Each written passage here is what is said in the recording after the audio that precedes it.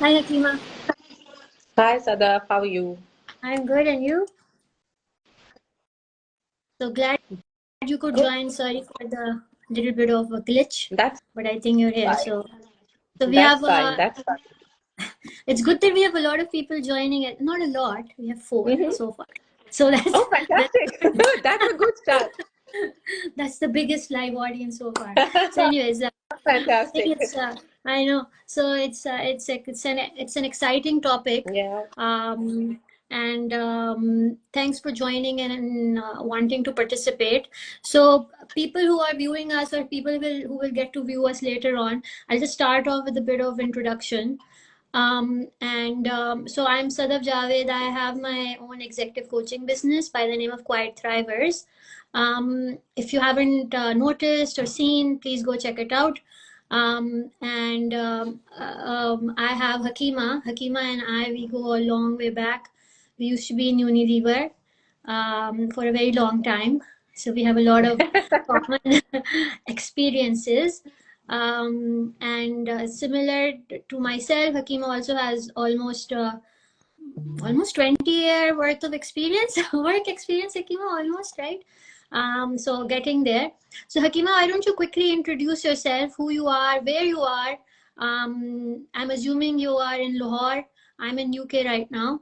So go ahead, give a bit of a brief introduction so that people know who are they going to deal with today, and then we get on. Fantastic. Though I see a lot of people who've joined know both of us.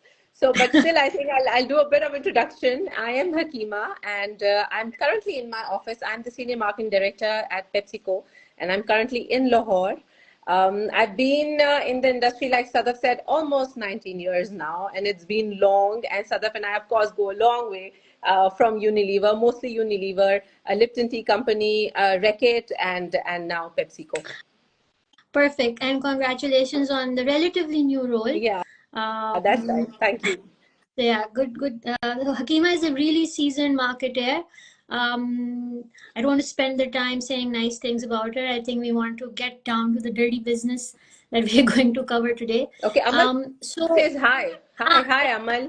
yeah, well, this is new for us. So, hey, we're not used to this live, these conversations. So, anyway, so the topic today is something, it's a bit of a challenge for us as leaders who are in the corporate world right now. And it is about Gen Z. Now, as marketers, we know that we focus a lot on Gen Z from the point of view of a consumer. Um, and there are tons of studies, but we keep forgetting as well that whole host of Gen Zs, they're either joining the workforce, they've been there, or about to join. So while we might know how to sell products to them, but there is a bit of challenge on first figuring out how to manage them in the corporate world. Yeah. And I just want to lay it out very clearly that we know that the Gen Z, from a technical point of view, they're very young right now, but there are similarities of the very young millennials in the workforce and themselves. So it's only going to get more and more intense. And I just want to say this quotation I came across. I found it very interesting. For us millennials to kind of challenge our thinking, that we should only be, tradition is when you pass on things of value to the next generation. And I want to emphasize the word value in this simply because there's a lot of baggage that we carry as millennials from our corporate experience. So it's not necessary we all we pass on the dark trade secrets or our negative habits to them because that's the way we think it's supposed to happen. Yeah. So we have to It's accept. interesting how you say negative habits. Ooh, let's see how it goes then, Akima. So the negative habits are there, we just don't know. We think that's the way the world works. So it's just that when the Gen Z fight it out with us, we realize that, okay, let's think about it. But I'm not saying they're always right. So Hakima, I want to start off with you in terms of questions. And the first one being that in your journey so far, and maybe recently as well, um, what do you think is that leadership moment or challenge that you faced when it came to managing Gen Z? Yeah, I think, Sadaf, I must mention that I have a Gen Z at home also. So I have a 14-year-old son, and it's like challenges day in and day out. So that's a different challenge altogether. And I'm still struggling how to manage that part of Gen Z at home. Mm. And I have tons and tons of leadership moments, which obviously I wouldn't want to share on Instagram. Or maybe later on, people who are interested can get in touch with me and I can share the moments with them. But I think, in particular, it is, I mean, the topic that you've picked up, Sadaf, really, I mean, for me, I must say that I'm also learning. And every day I'm learning. We're from an era which obviously had different set of people, different set of working environment, different values, and now it's a completely new generation. And we're learning. They're teaching us. If I can be very open with you, they're teaching. I think, amongst the couple of moments that I've had, one interesting one has been that when you're talking to Gen Z and when you're talking to your team and you have Gen Z as part of your audience, and when you're telling them the bigger picture, that this is what the bigger picture is, this is what as a company you want to achieve, this is the vision, I see them a little lost. And their question is more like, okay, what is the vision got to do with me? What Hmm. is in there for me? Yes, of Hmm. course, you've got a category, you want to grow, market share, da, da, da. But then what is it and how do I contribute towards it? And what is that one thing which is where I can make an impact? So while people want to listen to the whole shebang and whole story of where we want to do, where we want to go, how we want to go, but Gen Zs are more particular about what role am I going to play Yes. in helping you go where, or you get to where you want to, rather than Yeah. finding out what the rest of the people are doing. And I find Farishta's comment quite revealing as well. Is about I hard thought, work. And I think the caveat, the angle I want to put in here is that hard work is not considered to be smart anymore. Because if you have to work so hard and in the end you end up just meeting your job description, then why did I have to work so hard in the first place? I should just work smart, get the result, and that's it. So working hard has a different definition as well, versus when we were starting off our careers. Because you would know this, we joined the workforce and we are that middle generation that was being led by a certain generation of leaders for whom work was the most important thing in the world. Your success and your personal success was directly associated with work. Um, that's true. Number Number of one, hours that you put. yes. And then you add a bit of masala of Pakistan and South Asian work culture. Number of hours became even more important if you want to show that you're delivering more than what was expected of you. And promotions were directly associated with the more.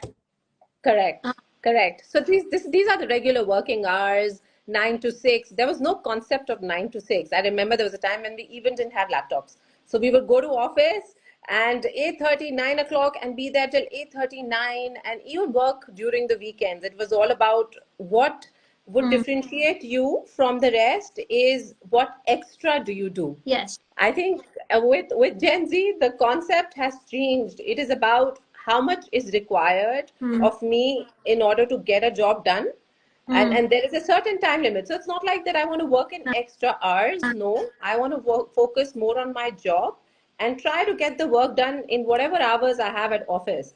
And I mm, would definitely want to do something apart from what I'm doing right now also. So I want to manage it in a way that I don't want to go work on weekends. I don't want to, if the job is required, I'm going to do mm, it. But if let's say I'm on project A, and if my project A requires me to work 3, 4 hours in a day, and or 6 hours, whatever, I will work only 6 hours because that's the time that is required to do the yes. job.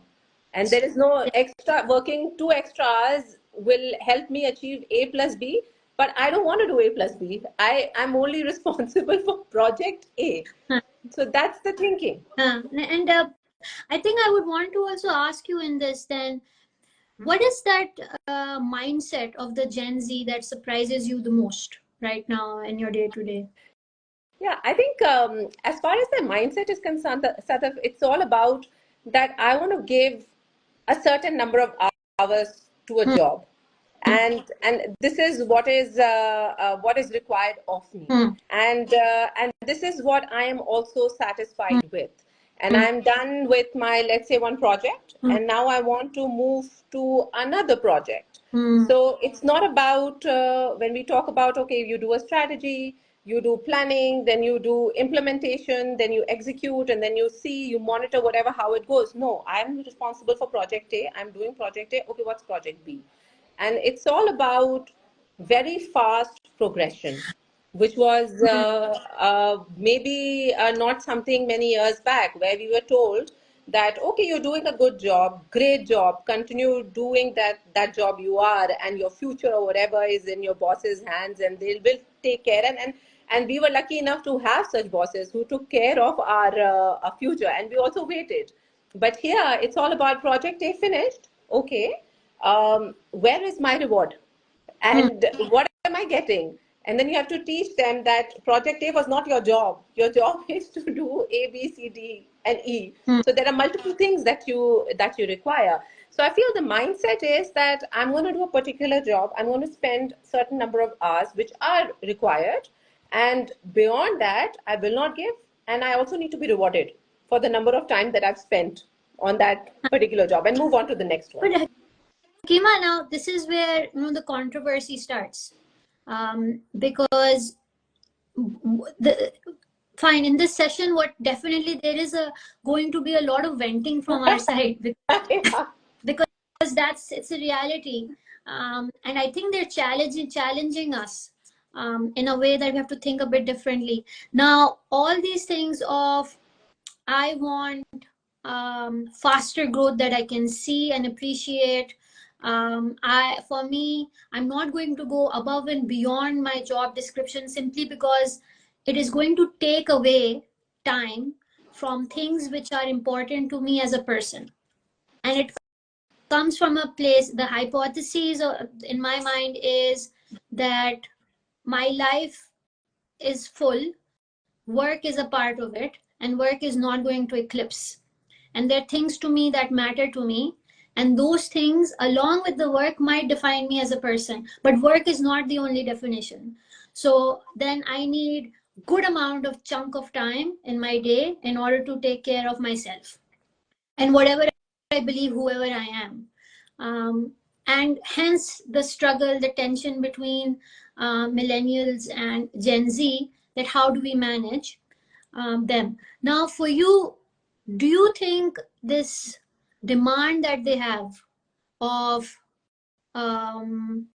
quick growth, um, is that is that unfair in your mind?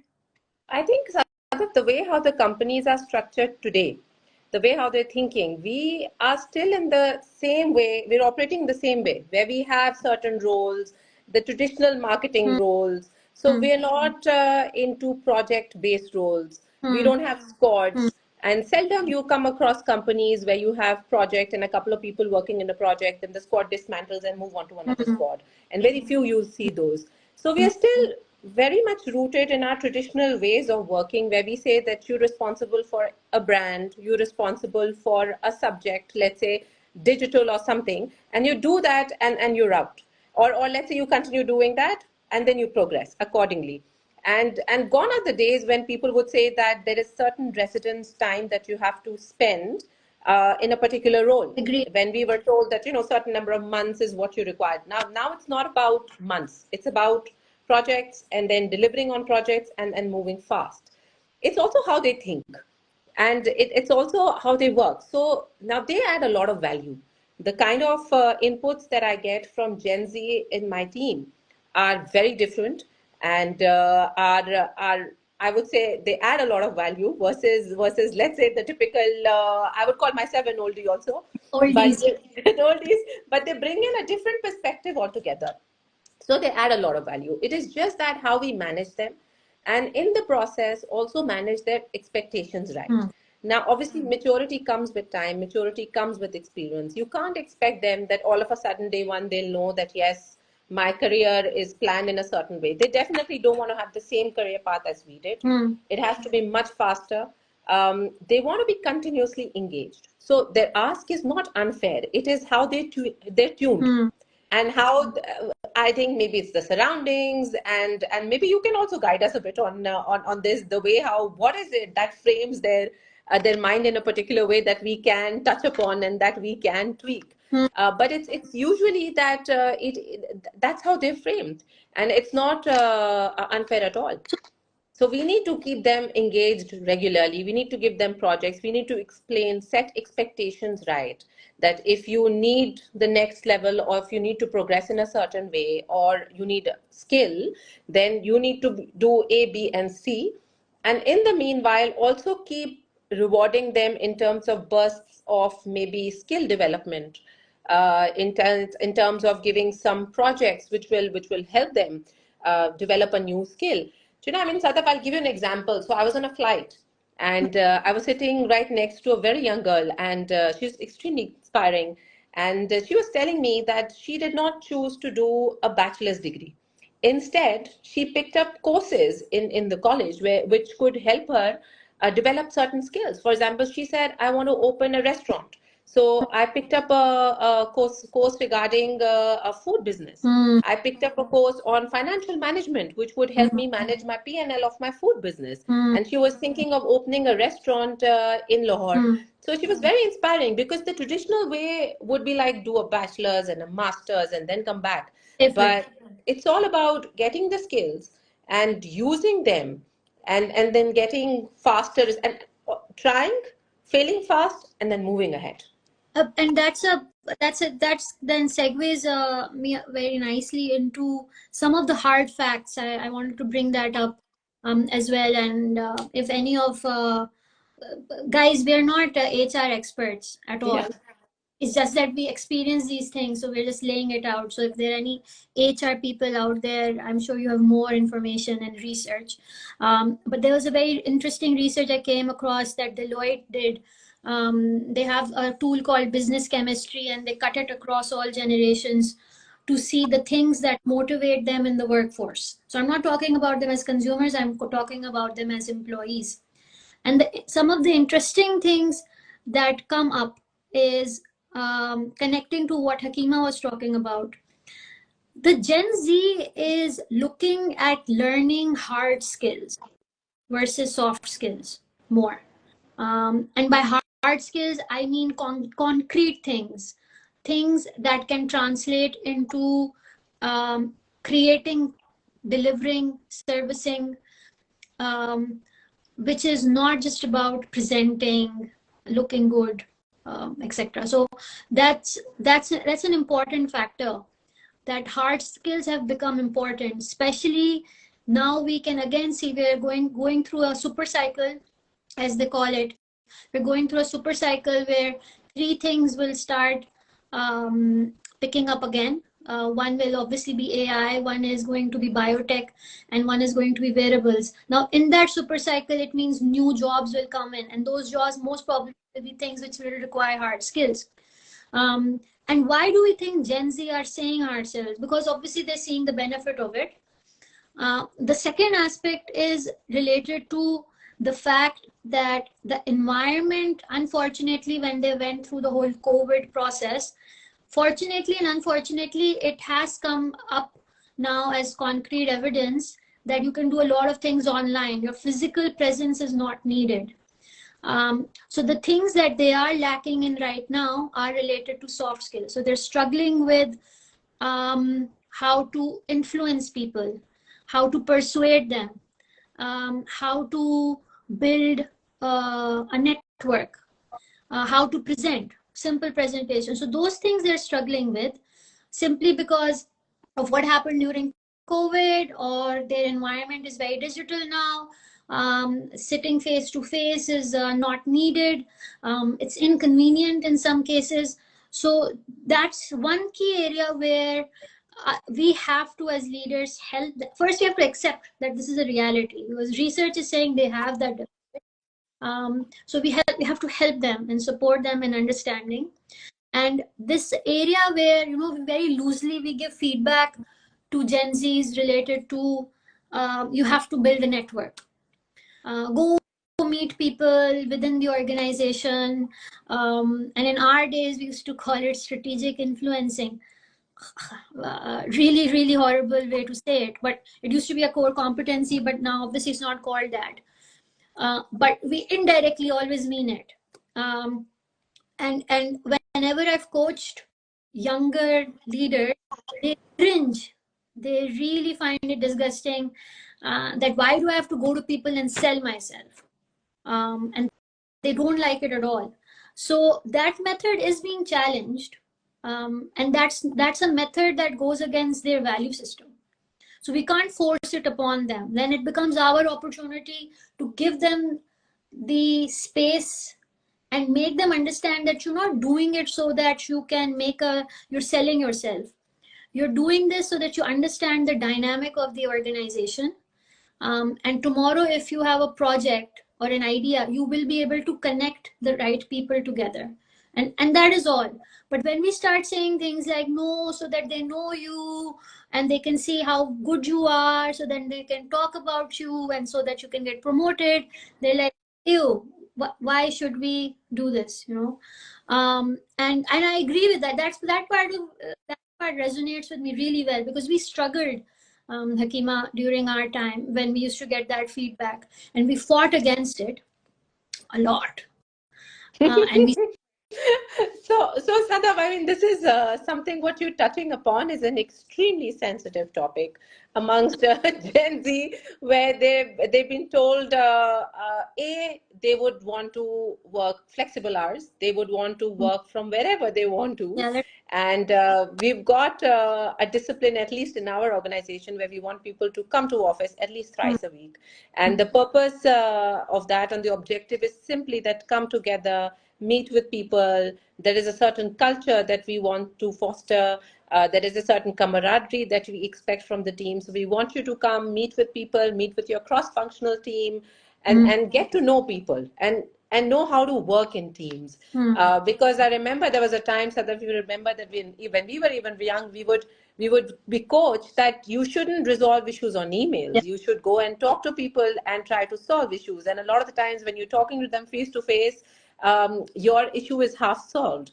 But here, I feel there is an absolute lack of understanding that I've sent an email and I've done my job. And why is it that I have to go and meet with that person? And it's tricky because the organizations at this point in time are in a very different place. So I would say the pace at which the Gen Zs are coming in and bringing about the change, are we really equipped? I would say, I would even question myself that as a leader, are we even equipped to deal with such people? Do we, like you said, hard skills are something that they want to focus on.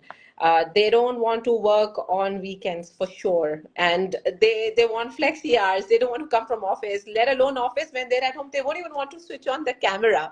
That I'll switch it off and I'll speak. It's okay. I'm doing the work.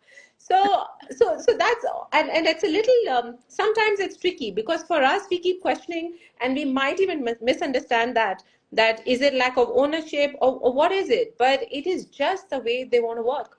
And we have to, I mean, there is no right or wrong answer, but it's just that cultures of an organization are a certain way.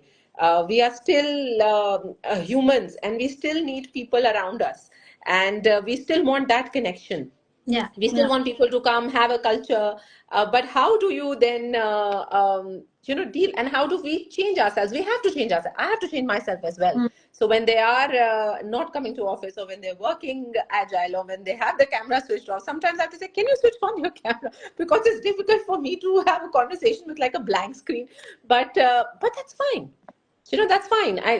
We have to weigh against the value that they bring and how they bring it.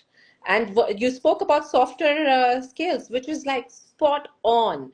And sometimes I feel they're so unemotional that I remember the days when you and I used to work, we were so emotionally attached that at home also we're discussing this with our parents, talking about the issues amongst friends also. When you're meeting outside work, we're discussing this. Oh, what do you do? It's like work becomes life. And for them, work is part of life, just a small tiny bit. It's not life. And I have a life outside work also. So I'm happy the way how I am, and I'm little bit emotionally not attached to my work. And listen, good for them.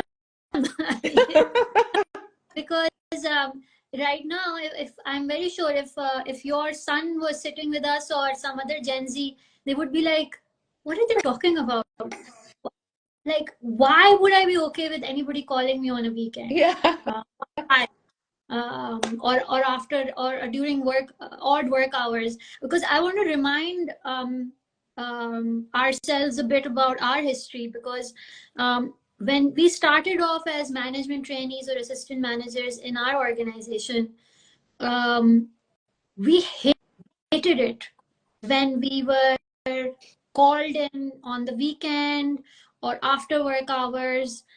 um, and by the way, in those days, I'm talking Pakistan, in those days, for a girl going to a big organization, working, then coming home, and if you get a call from your boss, it wasn't like the nicest The thing best in the of things. right. Correct.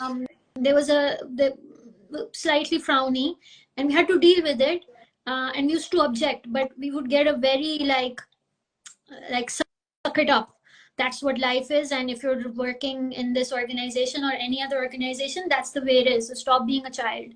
If But you, there we was are also asking ownership. You need to show ownership. ownership, right? So you have to show ownership. Now obviously, all those years, 2 decades, is good enough time for us to now suddenly develop a bad habit, and now we think it's okay, yeah, like on the weekend side.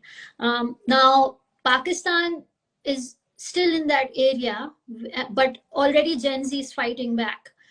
This part of the world in UK, it was never okay, maybe in the old days, but when I joined, that was the biggest cultural shock that I got, that no, you cannot call on the weekend.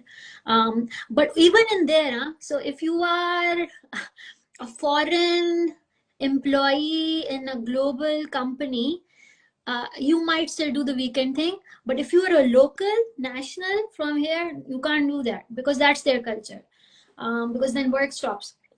So I think it's good for the Gen Z to fight it out and tell us no, respect the fine line. Now the issue in all of this is that then what will be the way to gauge their performance at a time of promotion?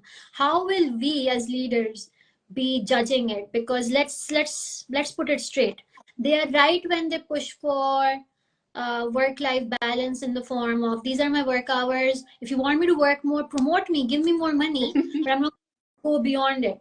Now they're right in that way. So what do you think are the possible solutions or checks that we have to make in our head? Okay, next time when I be sitting in a performance review, I'll be judging them on X and not on number of hours or weekend calls. Yeah, I think, Satab, we need to be extremely objective when we have a discussion with them. So, yes, just saying that you're doing well and please continue doing what you're doing and you will grow with time is not something that they're going to buy. Yes. So you really have to be very objective that this is what you did, these are the results, basis which these are the skills that you need to, maybe these are your whatever areas of improvement and this is where you can do better, and these are the skills that you can develop more by doing whatever courses or maybe getting cross-functional experience. So you can't have a very fluff conversation. You have to prepare a lot before meeting with them, because the kind of questions that I get from the team are also that, okay, objectives are this, and if they've been met, so then next, am I getting promoted? That's the next question. And you have to explain it to them that the criteria for promotion is not only that if you do the deliverables, and the answer that I get or the question that I get is why not? which is a very different way of thinking. And what I feel, Sadaf, is that while we're on this journey, and I would say we've just embarked on this journey because the Gen Z have just entered the workforce, and they're here, and now that's the new norm.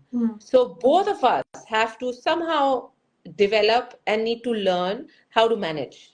Yeah. For instance, people like you and me who've been there in the system, who've seen people work long hours, who've seen a lot of loyalty, who've seen lines blur between weekends and work days, they're not that generation. Yeah. So we need to understand that how do we understand them better, how do we work with them better. And I would say some job needs to be done on Gen Z as well, that yes, this is not your house, this is work, and there are certain requirements that are there which are required at a workplace. So I think there is a need to be a little, or to guide them on what are the norms. It doesn't mean that they shouldn't come and challenge. Of course, they should come out and challenge, but they need to be guided a bit, coached a bit on what are the things and what are the areas, what are the skills, the softer skills that they need to develop, because softer skills only come with time and you have to practice, and there's no replacement for it. Yeah. And the OpenAI founder, Sam Altman, he was asked in some sort of a conference that what are the future skills that the younger generation should be adapting. He was talking about hard skills, obviously things related to AI and computers, etc. But the other one that he talked about was resilience. And he's obviously very, I think, way younger than us. And he also must have a very young group of people working for him. And him talking about resilience is becoming a big theme in organizations as well. And I think the question is, why resilience? Why is resilience being talked about? Because that's where we start saying that, they're thin-skinned. They can't take the heat. At the first instance of a failure, they collapse.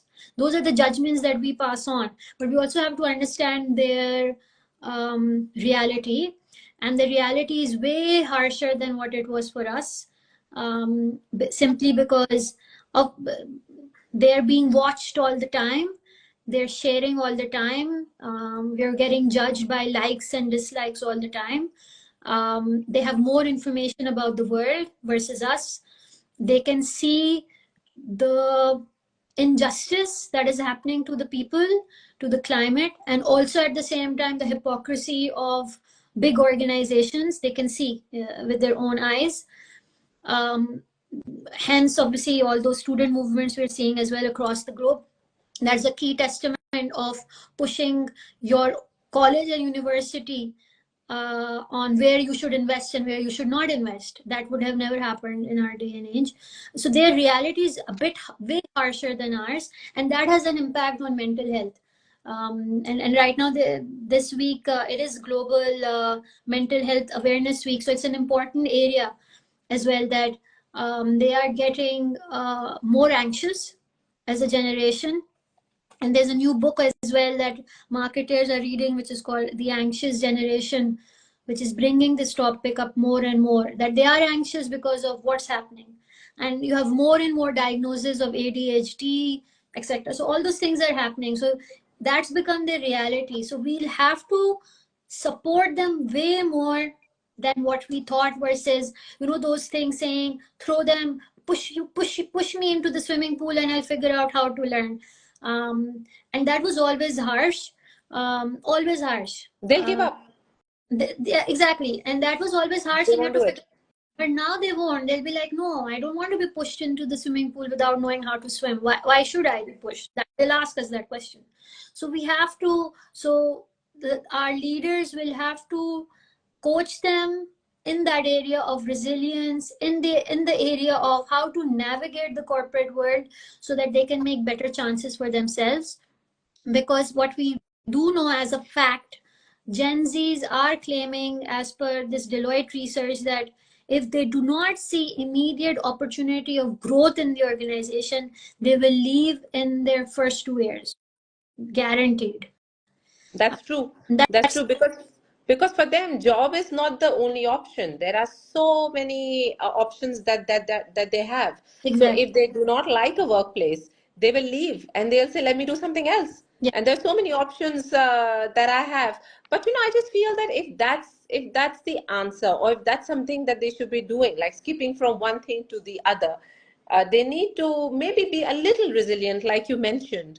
I'm not saying that be as thick-skinned as people today are in the corporate world, but generally they need to. It's not like first-hand experience with my own son, Sadaf, I'm telling you. So there are instances where he simply says, "I just don't want to do it." Mm. And I will not do it, and then you have to explain it to him and teach him, and but still those things don't work, and they're like, yo, there's another option. So they have options of maybe moving boats or going somewhere else.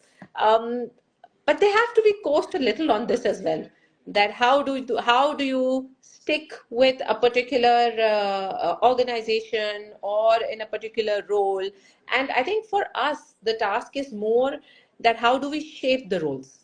So maybe get more projects, let them do some squads, some quick project, quick delivery, then move on to another one, just to keep them engaged. And I think loyalty is an important topic because we demand loyalty from them.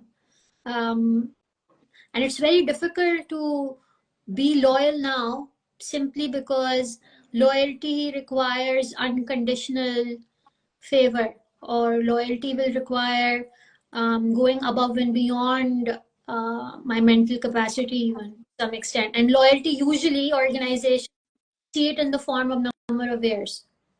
And that's the way we were brought up, that 20 years, 30 years in the same organization was very normal for our parents, right? And I remember the time that was coming in whereby 10 years in, our organizations, or maybe 10, 12 years in, the trend started coming in when we started receiving resumes of job hoppers. Um, and we were like, what do we do with them? They're job hopping so much, they're disloyal, they're unsure about themselves, they're really bad with decision making, and we used to judge those resumes. Then we realized that no, actually that's the way it's going. And now, when if you stick into in an organization for more than 10, 12 years, it's becoming almost embarrassing when you tell this to a new generation person. I used to be proud of it, but now when I tell them that I used to be in a company for 17 years, they're like, what, What happened to you? what were you thinking? Like, why? And I thought, oh, I was so loyal. Yeah, Um, I mean, that's true. Even today, if I were to, because I do meet a lot of people, and what I see is that people who've moved from one organization to another, and who are not with one organization, but they've done multiple cultures, they're able to add a lot more value. well, They're able to give different perspectives. They're a lot more agile. yeah, I would say they're a lot more adaptable, yeah, because cultures in organization are also different. yeah. So it's different across. It's how they're able to adapt, how they're able to talk about things, how they're able to add value to the business. It just adds. Wherever you go, you keep on learning, and their learning curve is a lot more steeper versus That's what, people who stuck around. that's something with we've learned that too late in our career, I feel. I wish I had known it before. uh, I was just feeling that, oh, this is the best company, so I'm comfortable. And learning will come fine. Obviously geographies change and you learn, but the amount of growth and learning you get when you switch from one company to another, whether it is in the form of remuneration or Okay. title, Yeah, correct. Correct. you cannot match that. So you will always get compensated for change. So now people are getting rewarded for change.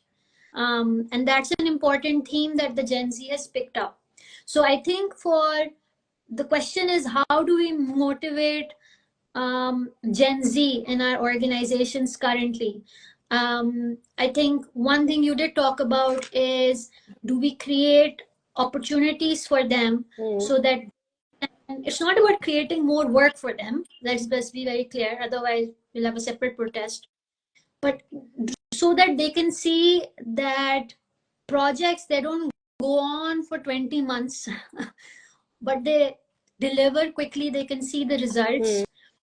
And as they grow in the organization, then you start putting them on maybe the long run projects, because with the experience, maturity, resilience gets built up. What I've also noticed, Sadaf, is that when how do you keep them motivated throughout? Of course, you keep them engaged. They're also into learning new skills. And if you give them a project that has a skill attached to it, which they feel is an added skill that they will learn on top of what they have, they're most excited. Yes.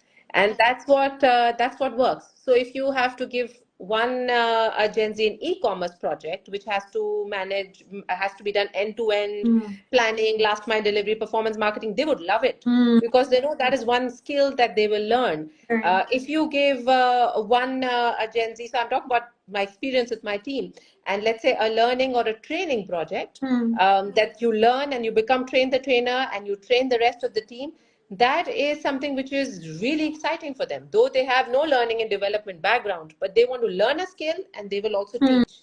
So those kind of projects, if you give them those kind of roles, if you give them, which will help them develop a new skill, those are the things they are most excited about, even more than, I would say, career progression, something that keeps them motivated, because obviously you can't give them new levels, you can't give them promotion after every particular job that they do, but these are the things that we can definitely do which will add value, and they understand that it'll add value, and they're happy that way. I would say not happy really, but they're with you.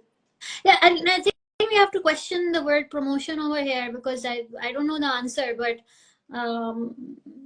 promotions and roles, they have to be relooked at for this generation, because they're going to be majority workforce, and we can't govern them from our graves.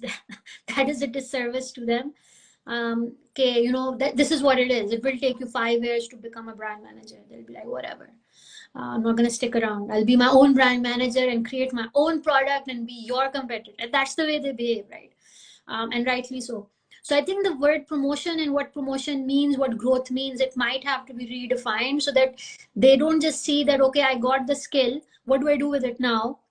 How do I apply it? And will this mean professional growth as well? In the organization in the form of remuneration or opportunity or whatnot. I think that's one. Yeah. The second thing I want to talk about is related to the purpose aspect of the Gen Z, because we know they're being called purpose focused, purpose driven itself. And we talked about this before as well, Hakima, that by the time our organization started talking about purpose and defining our own purpose, we were in our mid 30s, right? And we had to sit and think about our purposes. What is it? But the Gen Z is coming into organization already knowing their purpose. It might evolve, but they have a sense of it, of what is it. Most of it might have a lot to do with saving the world and the planet and being a good human and etc., because that's the way it is right now. But they are purpose driven. They want to be positive citizens to the organization, and if they see the organization is going against the purpose, they will leave it. That's another aspect to it. Now, from that point of view, it's important that the skill, that extra skill that we are going to give to them, that should help them in achieving their personal purpose.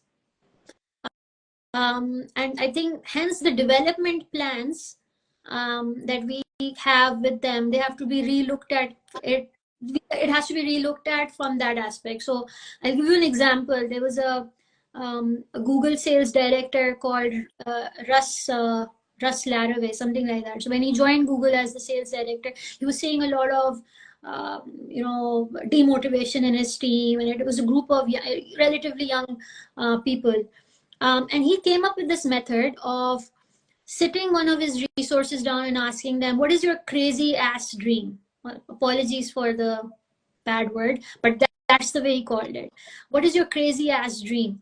And the girl said, I want to eventually become a CEO or sales director, the safe stuff. And he's like, no, what's your crazy ass dream? And the girl looks at him and says, I want to open up a farm.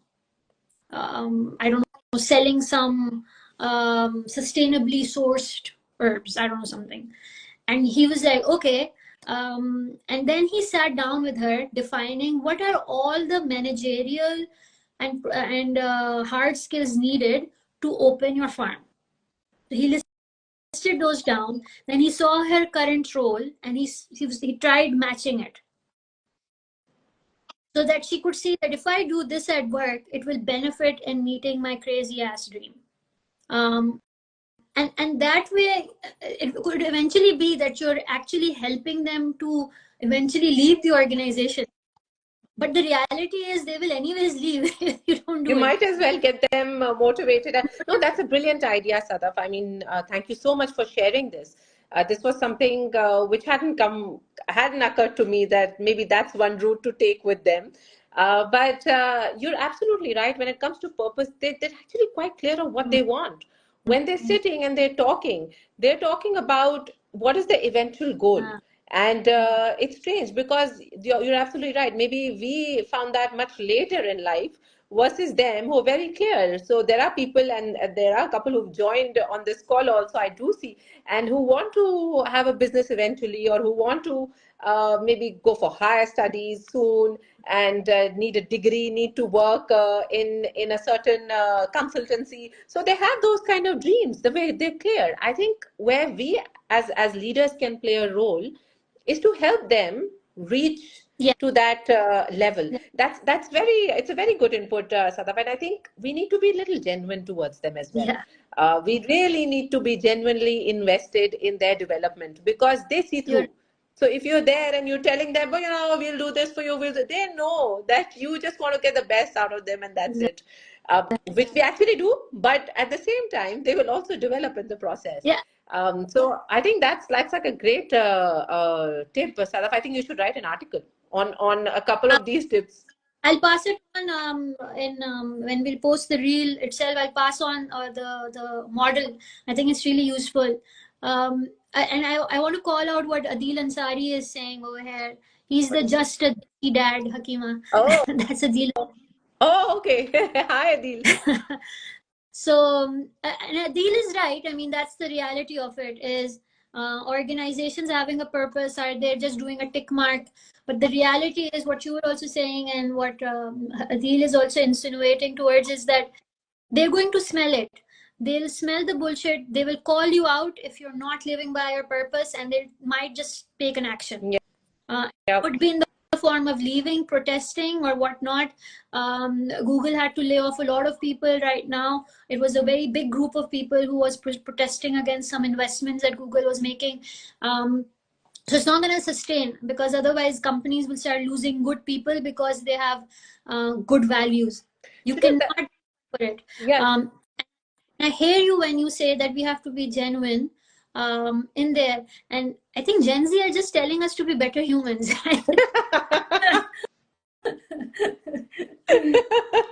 It seems like it. I think just to add a bit on what he's saying on purpose, that organizations with purpose, obviously there was a time when every organization was trying to build in purpose in a brand one way or the other, and then later on, now the finding is that it should be with a brand where purpose naturally comes in. Yeah. One thing that I've noticed with Gen Zs is, Sadaf, that organizations do so many, and they take so many initiatives.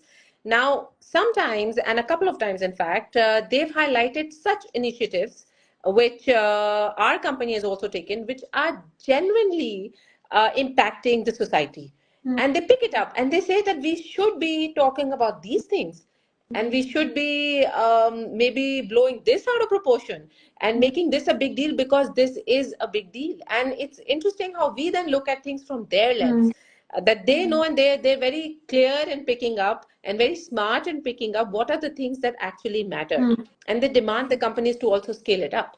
Yes, you're totally right about that. In your experience, Hakima, this is before we start wrapping it up, I want to get your point of view on how do you personally navigate between authoritative leadership versus creating a collaborative environment. And I call it out because it's hard, and then sometimes you want to tell them this is what you need to do, but how do you balance it?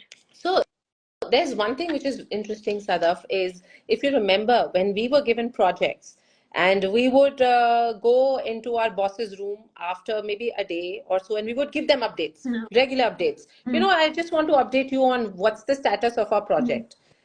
Surprisingly, there are no updates when you give them a project or when you give them a task, because the thinking is from Gen Z's angle that if I've been given a task, I've been given the autonomy, I'll do it.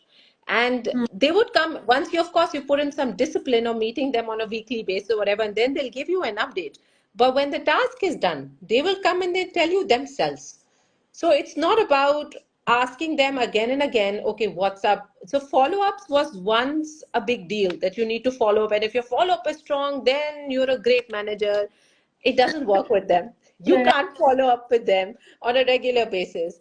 And they like autonomy. They don't want to be told that this is how they like to be guided. You can guide them of what you can do, how you can do, but they'll do it their own way. Yeah. They'll make it happen, and they'll tell you when it is done. So you've given them a timeline. They know they have to meet that timeline. They're working on it. And it's okay for them not to give you after 2 days. And sometimes I have to look around that where are they, okay, and then I have to ask, okay, what's up, what's happening, what's that, and then they will give me an update. And the good thing is that the progress happens, and the progress happens the same way as it was happening like years back when we would do it, and they are regularly following up on it. It's just like they're not telling you because they feel it's done. I've been told the boss needs to trust us, and we'll do it. Yeah, and that's the tricky thing. Essentially, training ourselves to stop being control freaks about it, while at the same time being aware that there are certain deadlines that have to be met, which means that if they're not coming to us, then are we creating enough opportunities to sit and ask them the right guiding questions instead of telling them what to do? Do we create enough moments for them so that we can give them support if they need it, not force support them, but give them support that is needed. So I think that's a good play on it. Is essentially we have to resist the urge. Resist the urge, and we also have to frame it in a way to tell them that I'm not asking you because I want to know, but do you need any help, and do you want me to intervene or get certain things done? And the answer is no, we're handling it, we're managing it. Okay, good. So that's the balance, and I think they just want us to be a bit better than that's my I'm coming to that conclusion right now after talking to you. To wrap this up, Hakima, I want to hear from you. What do you think are some of the future disruptive things or changes that might happen related to Gen Z that will force us to rethink the way we're leading right now? I think, Sadaf, it has to happen. It is inevitable. So you can't have the traditional roles. So you can't have a traditional ABM and a brand manager like you typically do in marketing or in any other function for that matter. I think the future is in squads. The future is in cohorts. The future is in getting groups made, get them to work together on a project team, squad. Project done, dismantle, move on to another project. The future is also on a couple of hours that they need to spend for a project. So we need to also somehow dictate that maybe, in a week you have to spend 12 hours or 16 hours or whatever on this project. It is project based. It's not going to be the traditional roles that were there. Yeah. Okay, get it. And I don't want to by force bring this thing in, but the same study that I was referring to before, the Deloitte one, what they also saw is there is some sort of similarity between introverts and Gen Z when it comes to things related to success at work. I think it will happen more and more. So we have to relook at what does success mean to Gen Z, and the clues might be a bit with introverts as well, if we have experience with working with them. And it seems like what they're essentially saying is, fine, if the whole team achieves something, great. But I am a small um, contributor to the project. I understand the reality of my role. I know I'm not the one who's fully achieved this. So it has to be really clear for me as Gen Z, that what was my exact contribution in this, and is it going to benefit me? Is there a reward attached to it, even if it's a simple appreciation? And introverts as well, big team successes, they might be okay with it. In any case, they will stress them out. If it is a big celebration, they'll freak out and stand in the corner. I relate to it. However, an introvert will always ask that question, that let's get real, did I really contribute to the team success? The extrovert will be like, fine, their success, my success, whatever, it's mine, right? But the introvert, and it seems like the study says that the Gen Z might be, so there might be some clue in there. My shout out as to the future, even though I'm just giving my contribution now, is on the disruptive changes. I think we should keep an eye out on the startups that are going to get created in the next 5 to 6 years. I think we should keep an eye on them, on who is creating them and what businesses are being created in the startup economy, whether it is in Pakistan or anywhere else in the world. And I think there will be big clues over there. And I think we should start seeing what are their employee engagement programs like. There will be some clues in there. I'm not just talking about tech startups. I'm even talking about small businesses and Yeah, absolutely. Because there's no specific role when it comes to a startup. So if you are, let's say, doing sales, you can also do HR. If you are in marketing, you could also do sales. So they're not functional wise structured. So they are more general, and whoever can do whatever does in a startup. yeah. And so there was a time in Pakistan, Sada, where we lost a lot of our employees. And when I was working in my ex-company, to startups. And unfortunately, obviously, given the whole macroeconomic situation, the culture is a little bit on downward trajectory. But having said that, it is a threat going forward, Yes. as far as the talent economy is concerned, It is. because it will bounce Yes. back. Yes. And I know there will be corporate leaders out there who will say that, listen, those startups, they start very quickly, then they wrap up really quickly as well. And fine, the startups are there, 80% of startups fail in the first year. I get it.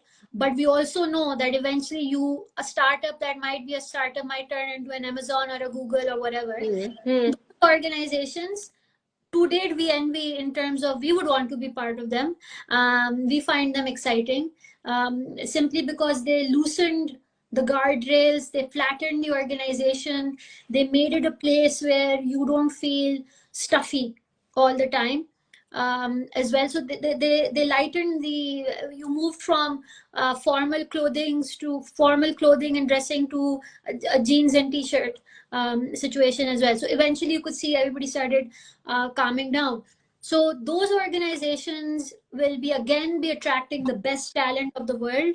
So if we want the best talent, these big dinosaur organizations will have to relook the way, and not just copy the tech startup methodology, because sometimes that doesn't work for FMCGs and big companies. So that would be an important area. Adil Ansari is asking us to talk about I read that. I read that. and I get it. Adil, wink, wink. I know what you're talking about. Let's have a separate conversation But about it. And he's also said that those have helped us to be better managers and leaders today, which I agree with. I agree with. However, I don't want to learn it the hard way. Hard way. Why couldn't people So, just? Sadam, what's the easy way to help Gen Z learn and understand? What is it? Authoritative style is not going to work. So, what is it? We can't beat them into submission. I wish I could do that to my son, Can. but that's fine. But you can choose to do it and be a monster, No. right? So, but we can't. So that's the thing. I'm just thinking about the time. Yes, I agree with you, Adil. The time when we went through some hard moments collectively, we learned a lot. Yes, I did. I agree. However, that always used to come at a cost of questioning your self-worth, losing confidence, and feeling you're never good enough. Yeah. So you might take 2 steps forward, but 1 step back, because then it will be a net gain, net negative, some sort of a net gain. However, the moments when I had line managers or mentors or bosses who did it the soft way, the human way, then I learned the most simply by feeling more confident about who I am as a person. So the learning is there, but in the traumas there will always be learning, because you then become thick-skinned, whatever. Yeah, you But it become doesn't more become resilient. more resilient. Fine. However, the other concept, I don't want to digress. That is a separate conversation altogether. We don't just want to be resilient; we also want to grow. So that's the way I want to conclude it. But Hakima, thank you so much for your time. Instagram will shut down in the next 1 minute. Okay, thank you, Sadaf. Thank you so much for organizing this session. I think this is really something that we need to talk about and we need to address, because this is a challenge coming our way. It is already here, Yeah. and it's not that easy. Yeah. It is, as a leader, I'm telling you, it's not that easy. And we need help, and we need help. We need guidance. I think from people like yourself, who probably is going through a whole learning and a coaching journey, because those are the kind of things which will help us, because organization is not going to change that fast, but Yeah. we want people to work with us and be motivated and grow with Yeah. us. Great. So thank you so much, Hakima, for your time. And guys, I'm going to repost this with some links and resources that might help you, that we talked about. And thank you and for supporting it and joining. And yeah, and Hakima will talk about some other trauma later on. Okay, take care. Bye. Bye.